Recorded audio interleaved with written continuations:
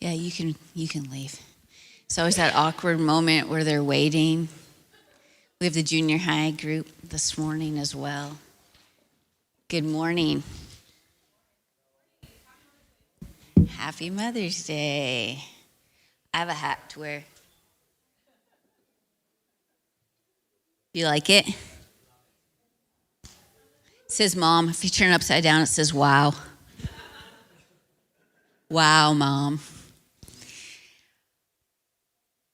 If you are a mom, the day you became a mom, you were gifted with this uncanny ability to remember specific locations of random things that belong to everyone else. You may not be able to remember how old you are, but that Lego piece that fits that one section of that one design is on the floor behind the dryer by the sock that was dropped 6.5 days ago. You know that. Kids know this. They know if they need to find stuff, they need to ask mom. Mom, where's my new toy? Mom, where's my school? I mean, mom's here all day, every day. Mom, as they get older, where's my phone? Where's my keys? Mom, where's my, mom? Oh, hi, Dad. Where's mom? Judges chapter 5, verse 7 says this: Village life ceased until I, Deborah, arose a mother in Israel. Now, I am specifically zeroing in on mothers this morning, but I want you to know that this also applies to fathers and those that aren't mothers or fathers. So watch for the places as the Lord reveals the word that he has for you this morning that apply to you and how you can take them and work them out in your life. The book of Judges begins kind of with the death of Joshua. However, before Joshua did die, he led God's people into the land of promise. Now, though he had some victories, he was not successful in driving out all the Canaanites that was in the land. There were still some there. So it starts by giving this long list of the Canaanite groups that they had yet to drive out of the land. Now, the whole point of driving out these people was for Israel to protect themselves from the moral corruption that these people were living in. The way of worshiping gods, they did child sacrifice. It was really kind of messed up. And this was to protect the generations coming behind. God had called Israel to be a holy people, a people set apart to him. And as we see, because they did not drive out everyone in the land, this does not happen. So instead, they move in alongside of the Canaanites. And they adopted all of their cultural religious practices. This part in history consists of a series of cycles that happened over and over and over, moving into this downward spiral. In doing this, they removed themselves from the protection of the Lord. They found themselves oppressed, often conquered by the very enemy they had chose to live beside. They would eventually then realize they were in trouble. They would cry out to God for help. Help me, we're so very sorry. And then God, in his mercy, would raise up a deliverer in the form of a judge from Israel that would bring about a defeat over the enemy and peace for a bit. However, eventually, Israel would slip up again. This cycle would start back all over again. Now, one thing to keep in mind, this was pre-king life. There was no king at this point in Israel. So there was no king with no human king to follow. The people were just kind of like off doing their own thing. And this is the reason why God chose to raise up a judge that would govern the tribes. This is not like a courtroom judge. That's not the type of judge. This is more of like a religious, political, military type leader, like a chief. So the cycle just gets repeated and repeated for each of the judges in the book of Judges. A few weeks back, if you remember, we talked about Ehud. He was the left-handed man who stabbed the belly of the king, if you remember that story. and then got away. He was a judge. The story of Judges is really kind of sobering, as it's an understanding of humanity that still is. In fact, there's nothing under the sun. If you read the book of Ecclesiastes by the preacher man, he says there's nothing new under the sun. This very same cycle that we see in Judges over and over and over is how Israel, if you read the book of Exodus, ended up in slavery. So Judges isn't this one and done. It's actually just another form of the same story. The way the Israelites were crying out, to be delivered from Pharaoh back then is similar to what we see in Judges, where the people are like, help us, Lord, we're sorry. And that's not even where it began. If you want to go even further back to the garden, in the book of Genesis, we see it again. So the Exodus story is basically just a repeating version of the Eden story in Genesis. We have the created humans of God flourishing in the garden, only to be capitalized on by a serpent sneaking around, deceives them into following him instead of God, and then they are enslaved to the land and they're dead spiritually. So we see the same old story repeating again throughout the Bible, just different characters. Now, the one thing to not miss is in the book of Genesis, when the very first incident of this story happened, God made a statement right after the deception basically happened, right after the deception and how man's loyalty switched from God to the devil. He made a declaration that the seed of the woman will crush the head of the evil one. Now, we know that this is ultimately referring to Jesus who's coming. However, we also know that as people, as seeds of Adam and Eve, we know that we live our lives in mirror to Jesus. And we're like little Jesus on the earth to mirror the way he lived and to rise up to divine moments placed in front of us in him to stomp on the evil one, the snake, the oppression, the things that are happening in our society, the culture that goes against the ways of the Lord. So we are in essence the seed coming after Eve as well. So we have the bad news. The bad news is that these cycles from the book of Genesis to current day have not stopped.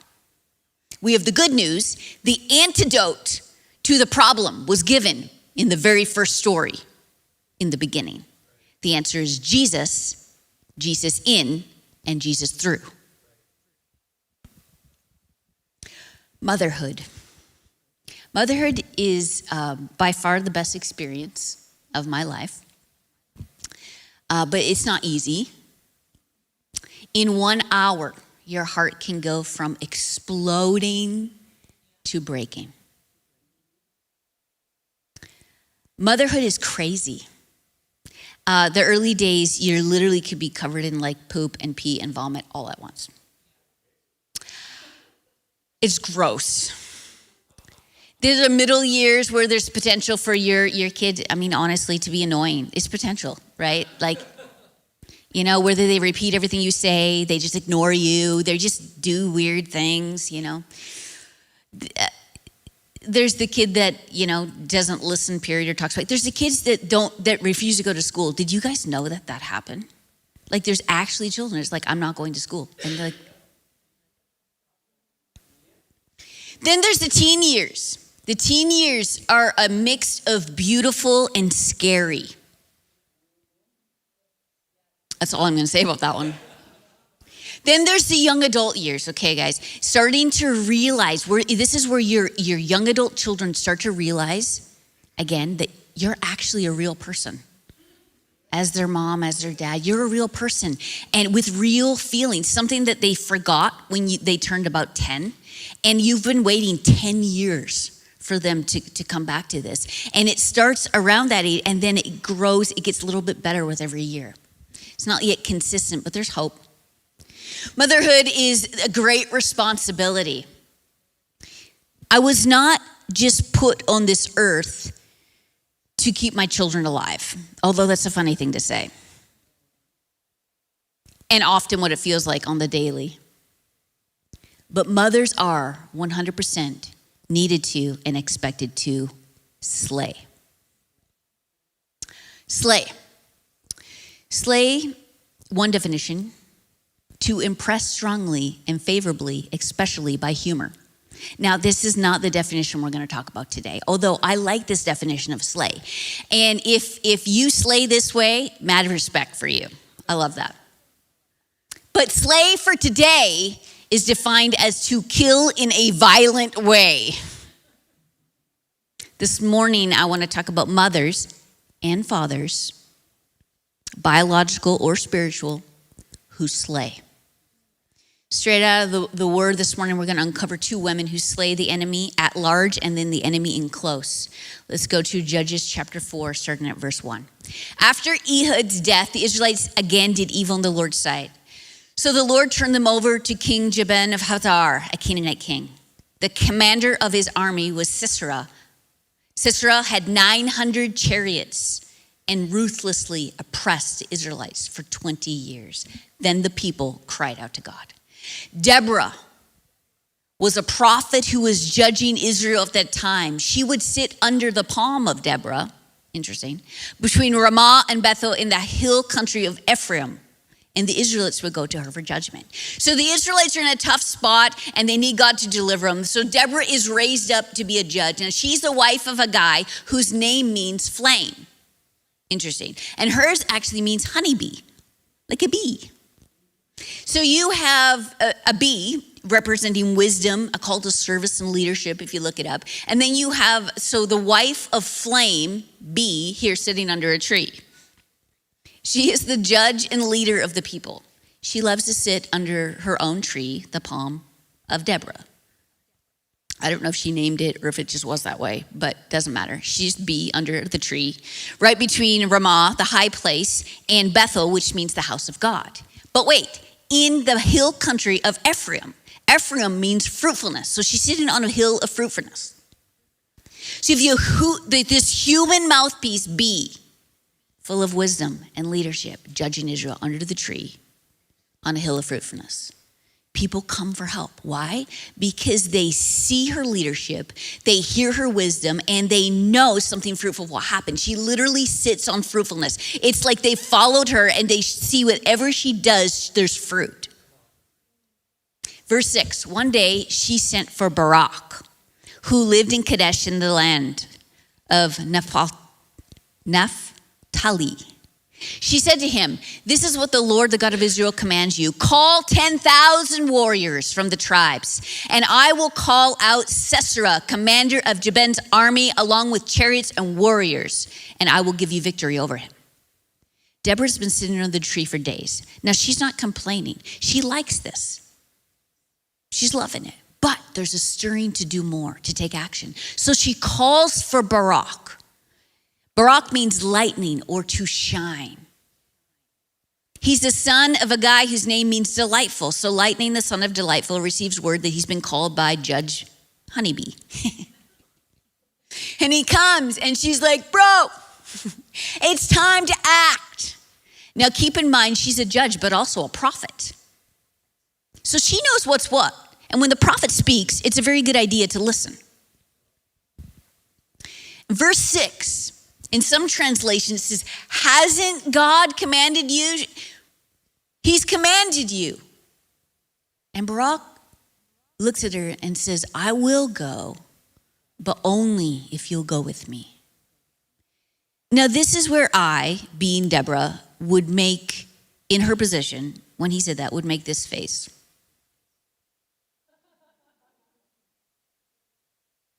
You see, when you see something in someone and you call them to action and they give like a half yes, like yeah, okay, but under these conditions. Or even better, God has that same face, I believe, when he asks us to do something. And we're like, yeah, but under these conditions.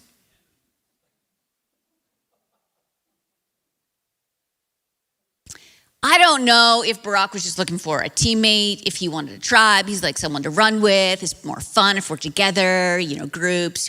I'm not sure if he just didn't trust her word. I don't know what it is, but, was it put your money where your mouth is? I don't know.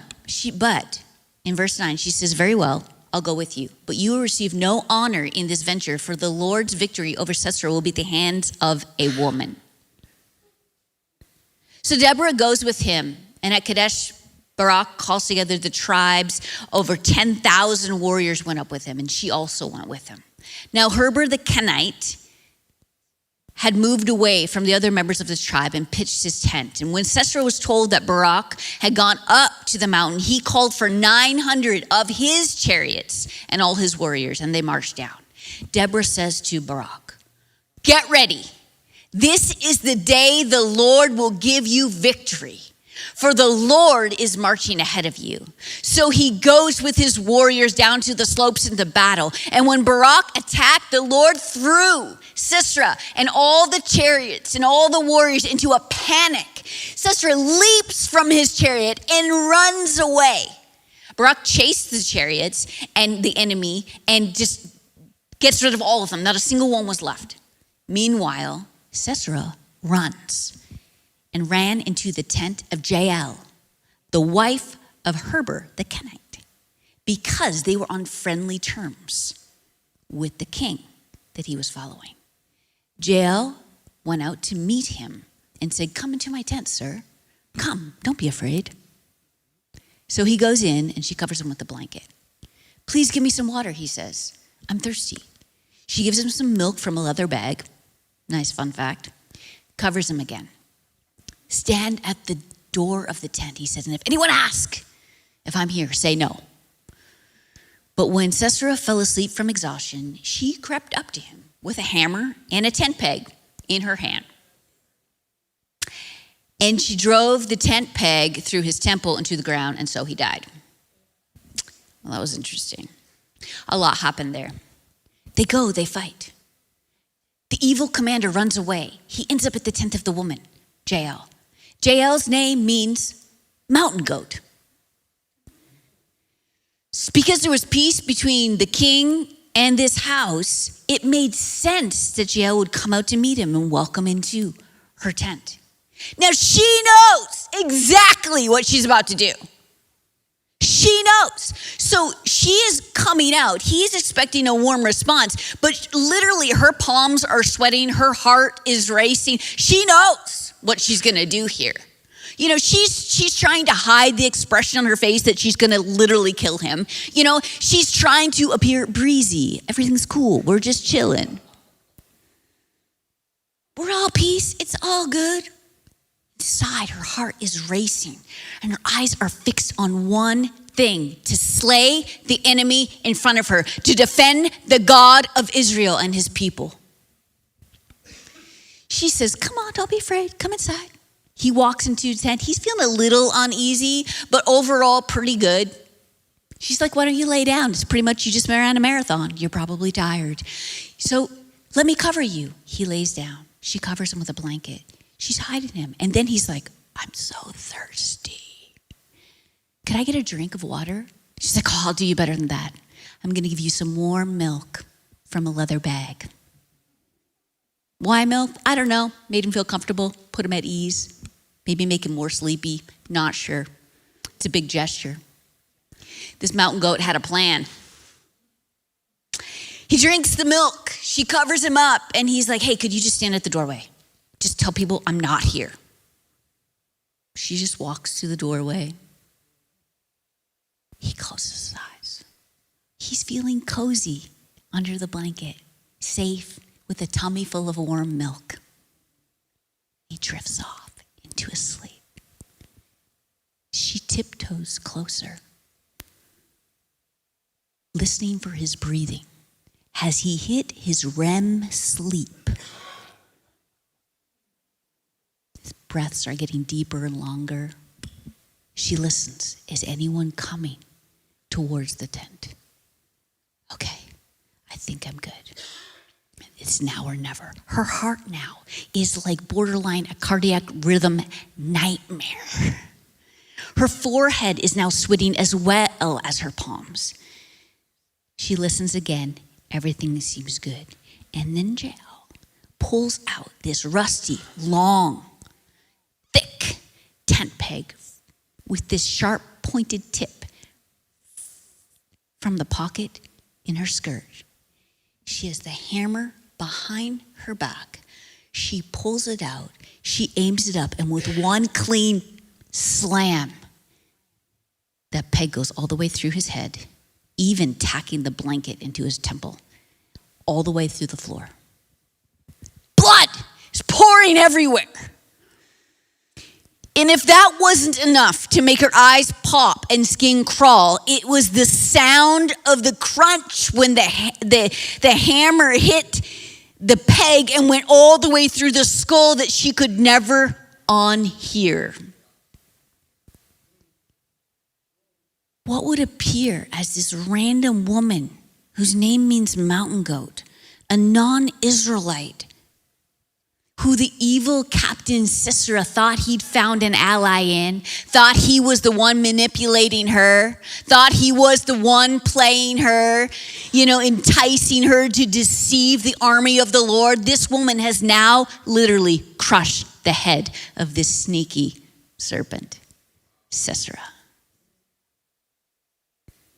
As the enemy had tried to get her to turn her back on the one true God and God's chosen leader, Barak, she, as prophesied in Genesis, flipped the narrative literally on its head, outsmarts his deception.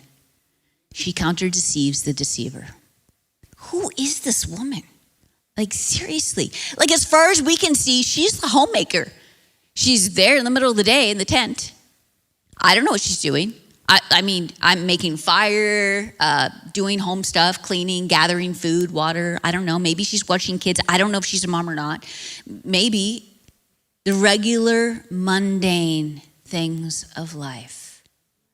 She didn't have the resume to support the job she just did. See, when you say yes to God, He will advance your skill. He will strengthen you and your ability to do what's necessary for Him.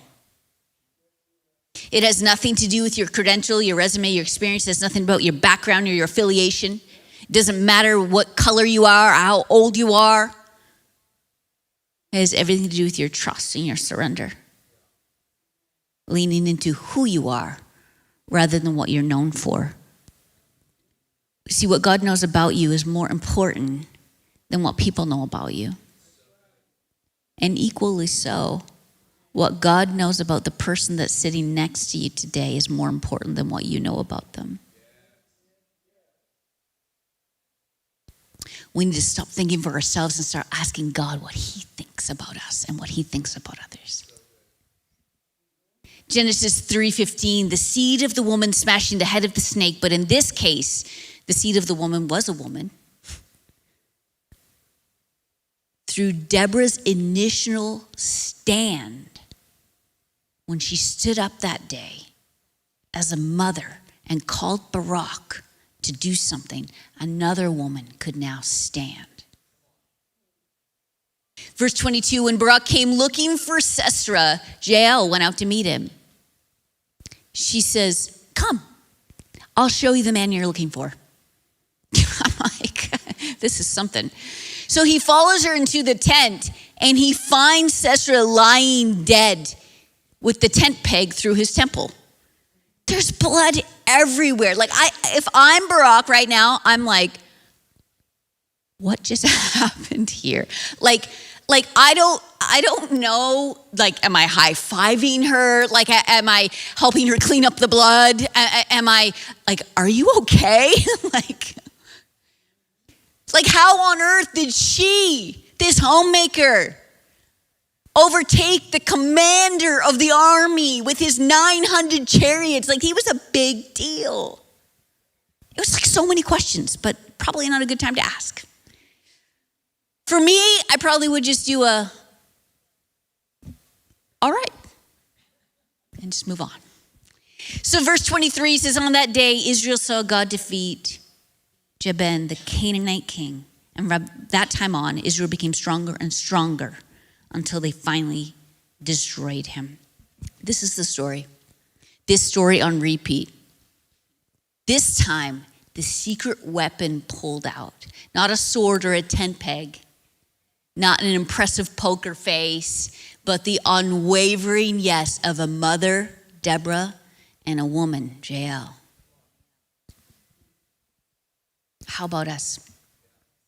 Like, we're thousands of years later, but we're still living with the enemy in the land. We look to the right and the left, we see people oppressed, possessed, super stressed, either controlled by or contributing to the chaos in our land instead of standing against it and fighting for our domain back. The perfect Eden, desecrated, decimated. And now each generation from Genesis to now replays the story of Adam and Eve. The players struck out, but the same old story. God has given us authority and domain. Yet we find ourselves so often subject to the voice of deception, like Eve. And instead of ruling over it, we come under it. And then we allow it to become the agent of chaos in every aspect of our lives, including our children and the generations coming up.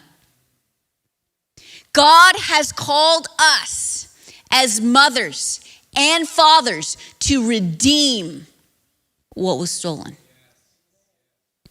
We must put that mirror up to ourselves and say, what are you going to do?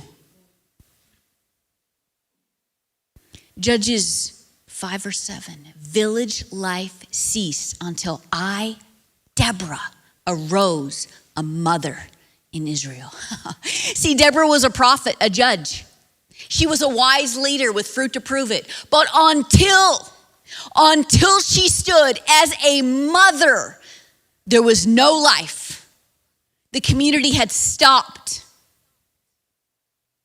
We need mothers. We need mothers.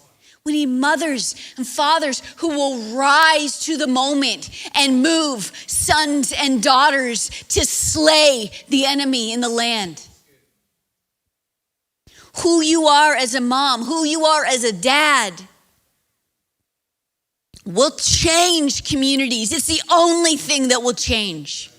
Your great skills, your job, your business venture, your talents, your spiritual gifts, all of those things are so good and they're so necessary. They're so valuable. They have impact when used for the Lord, of course. But it wasn't until Deborah stepped out of those roles and into the full realization of who she was as a mom. It wasn't until then that life was restored.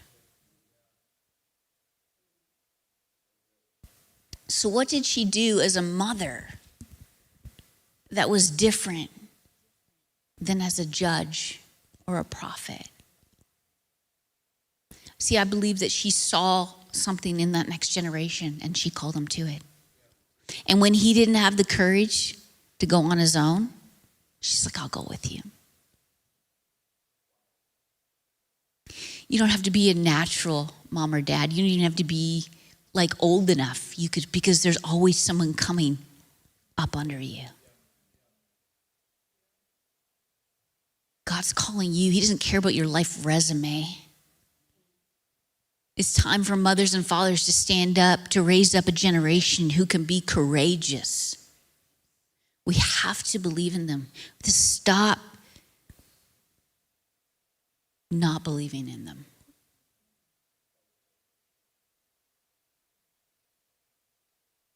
Deborah had lived a life of grace and humility. You know, she sat under a tree. And people just came to her for help. She just sat waiting. And there was grace given to her in that season. And the grace afforded to her enlarged her influence, really. She didn't just rule a nation. She nurtured it. She arose as a mother. Her posture as a standing mom, took precedence over her position as a sitting political leader and a spiritual advisor. It was more important for her to be a mom than a pastor. Change needed to happen. Life had shut down. People were afraid. So she stood. She's like, I have to do more. Enough's enough. She calls for this young prince, Barak. He's in exile. He's hidden away. He's full of hope and promise. She knows that. But he's not feeling that way. He's not feeling called. He's not feeling significant. He's been formed by the culture around him that he's been living in these cycles of. And she says, hey, Barak, you're higher. You have a higher purpose. You're better than this. I'm calling you to it. I'm not your mom, but I'm standing as your mom right now. And I'm telling you, you can do this. See, she had used her influence that she had stewarded through this time to earn strength in the eyes of people, not to pull rank. She wasn't like, just do what I say. I'm the prophet. I'm the judge. She could have, but she didn't. Instead, she's like, okay, you don't want to go alone? I'll go with you. She knew he could have done it without her. So where's mom? Where's mom? Where are the ones that stand for the generation coming up? See, I feel like we have a good amount of mentors, but not a lot of mothers. Because there's a big difference between a mentor and a mother.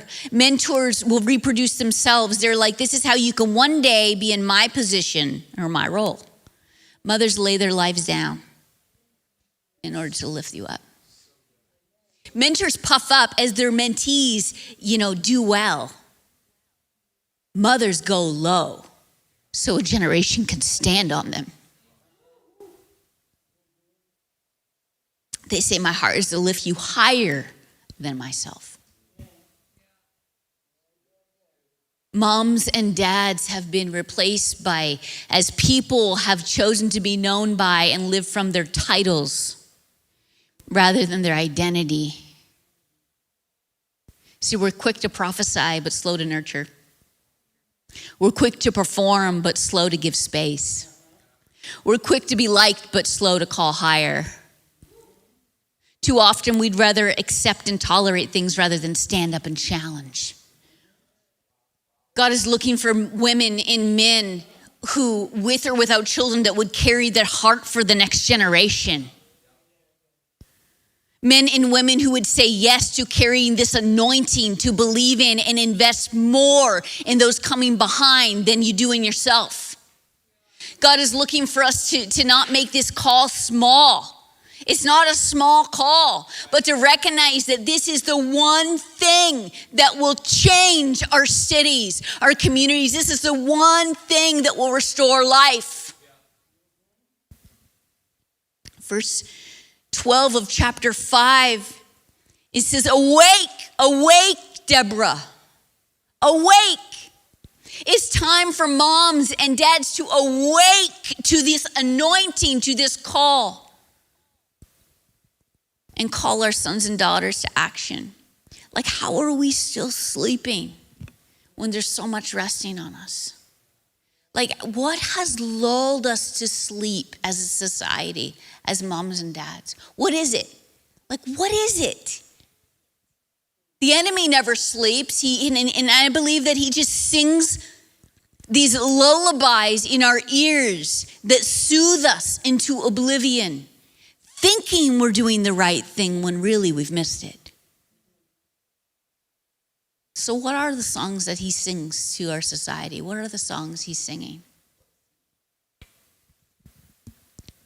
Well, if I was the devil, how would I sabotage the plan of God for mothers and fathers?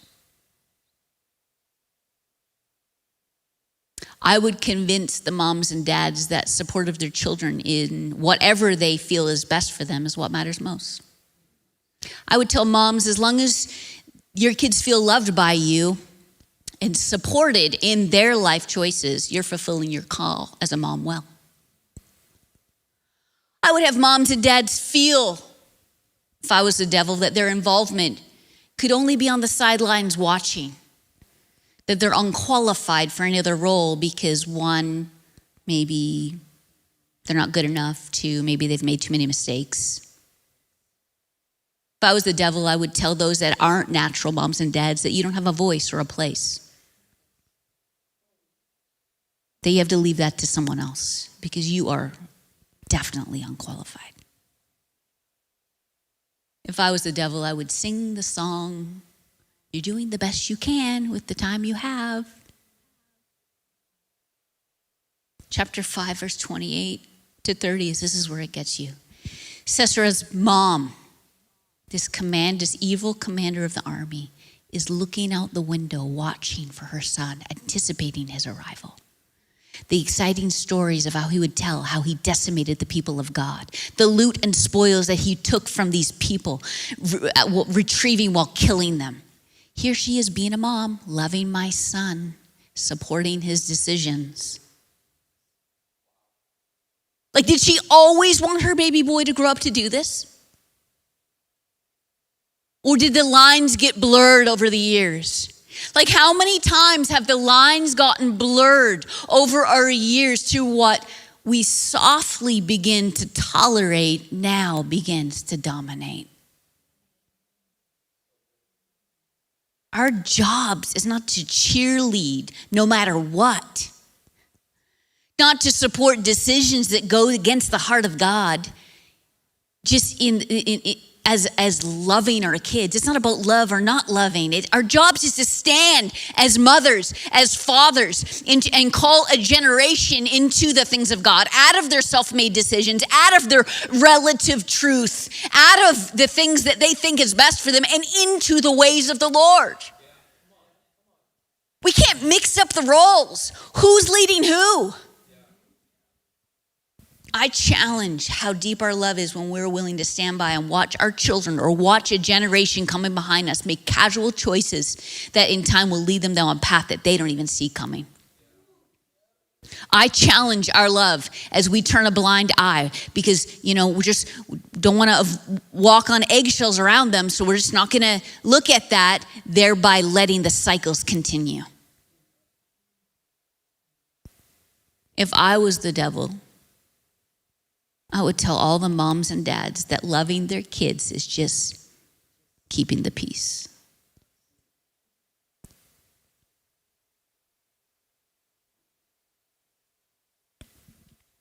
Judges 5, verse 7. And I'm going to end with this. Village life ceased until I, Deborah, arose a mother in Israel. Why don't we stand?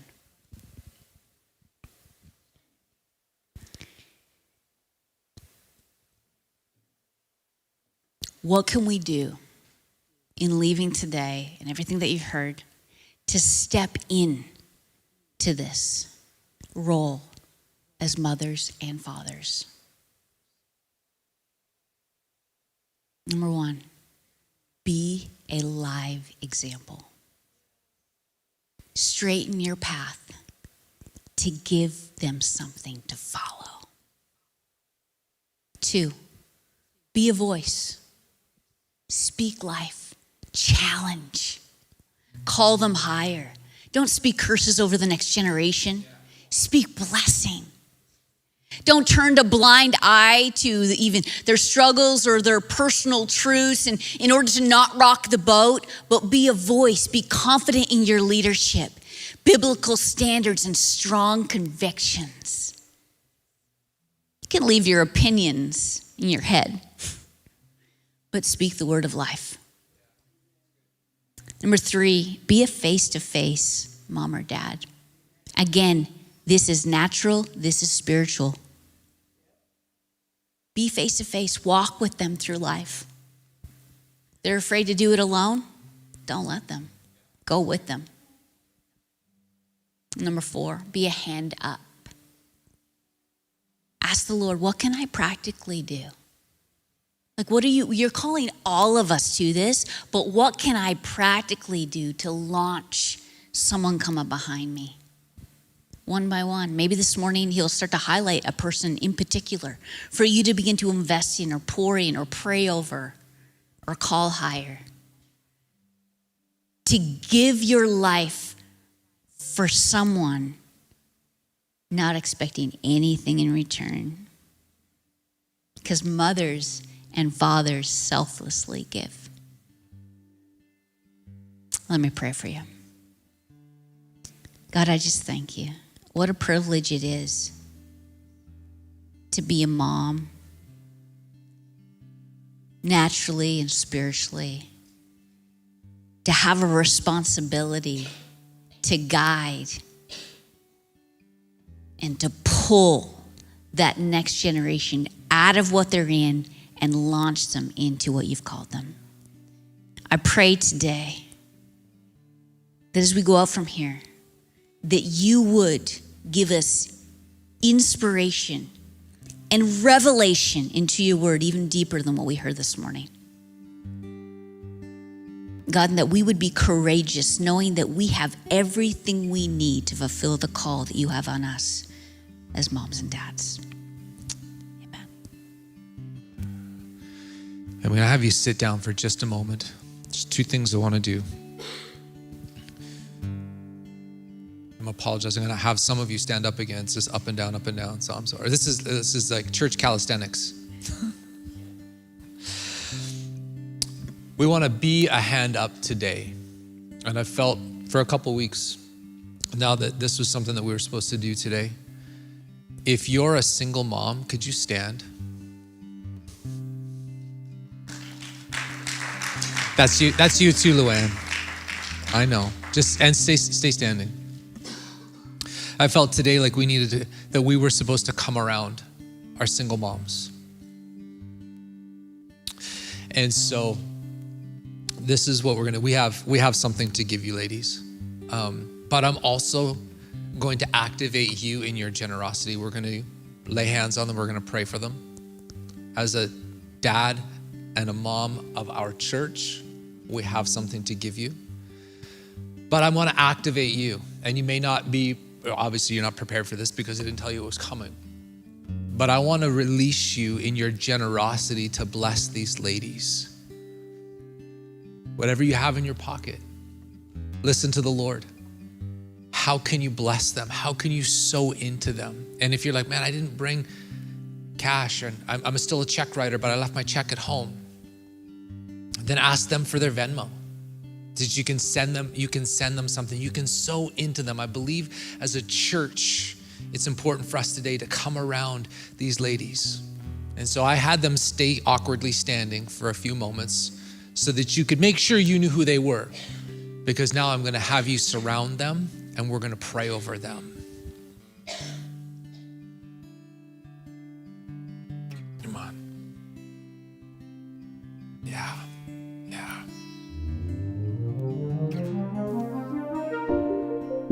Gather in close, lay hands on them.